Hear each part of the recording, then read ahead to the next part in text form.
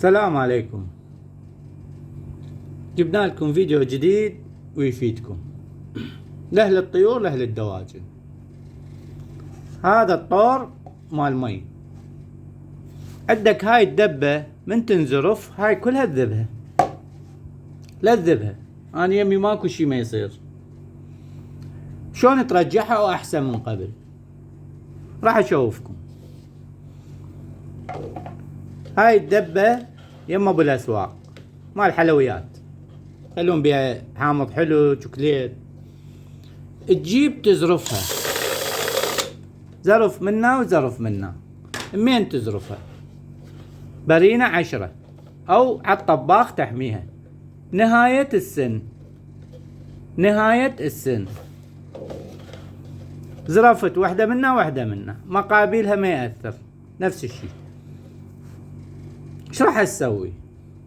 تجيب هاي تقعد تفيت، قاعدة تفيت، قلبناه هسه دا تنترس احسن من قبل. طحالب ما تلزم، كش ما تلزم. شلون نسد هذا الفراغ؟ خليه يوقف المي واقول لكم. هسه دا تنترس، راح يوقف المي، وقف المي، انترس شوفوا انترس، وقف المي.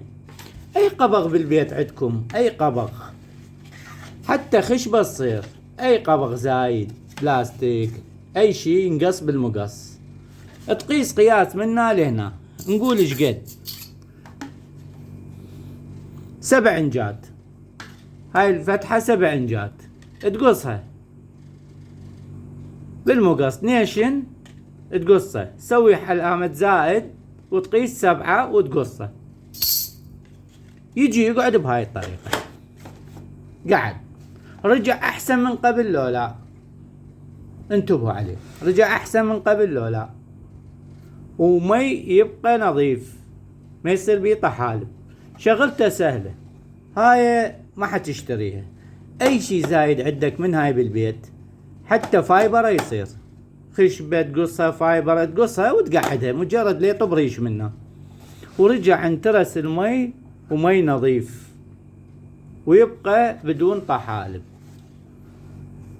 ان شاء الله هاي فادتكم الفكرة، وعندي فيديوهات بعد، واني بالخدمة تدللوا.